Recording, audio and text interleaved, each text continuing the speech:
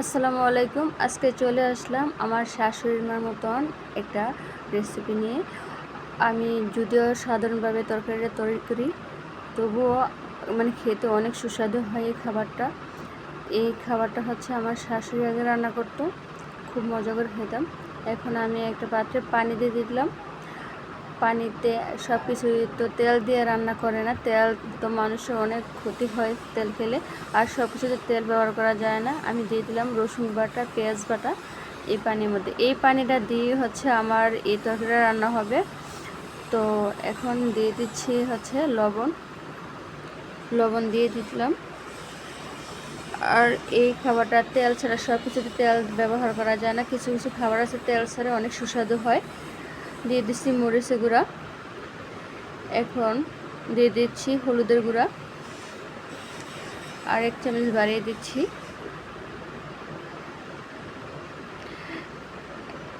এখন আমি বাঁশপাতা শুটকি নিয়েছি এই তরকারিটা রান্না করার জন্য, আগে থেকে ধুয়ে নিয়েছি, ধুয়ে পরিষ্কার করে এখন দিয়ে দিলাম। এই মশলাটার মধ্যে হচ্ছে আমি এখন কষিয়ে নেব। এটা চুলাতে বসিয়ে দিলাম, আমি চুলাটা অন করে নিলাম। একটু নেড়ে চেড়ে দিচ্ছি, আর এখন আমি হচ্ছে ঢেকে দেব আর একটু অপেক্ষা করব। ঢাকনা উঠিয়ে দেখলাম বলক চলে আসছে। এখন দিয়ে দিব আলু। এখানে আমি আলুটা সিদ্ধ করে নেব, কারণ বেগুন আর আলু একসাথে দিলে বেগুন হচ্ছে গলে যায়, তাই বেগুনটা একটু পরে দিব, আলুটা এখন দিয়ে দিলাম। আর যে বাঁশপাতা যে শুটকি ছিল কাটা, সেই কাটাটা এখন আমি একটু পরে উঠিয়ে নিব। এর আগে দিয়ে দিচ্ছি মরিচ, কাঁচা মরিচটা দিয়ে দিলাম।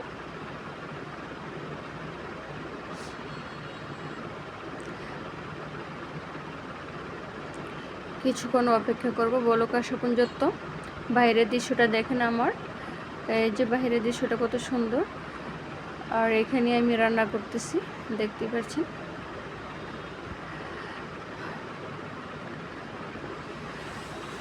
বলক চলে আসছে, আর একটু অপেক্ষা করতে হবে, এখনো পুরোপুরি বলক আসেনি।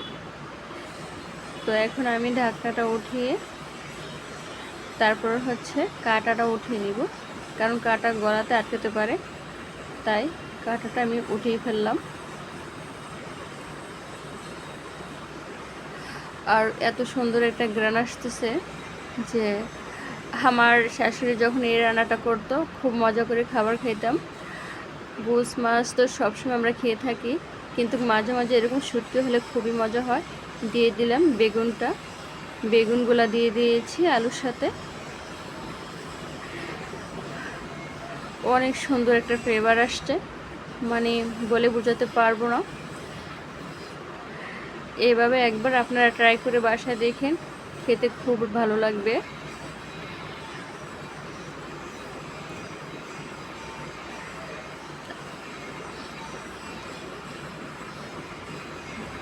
এখন একটু ঢেকে দিলাম, বলক আসা পর্যন্ত অপেক্ষা করবো। দেখেন আমার তরকারিটা অনেক সুন্দর হয়েছে।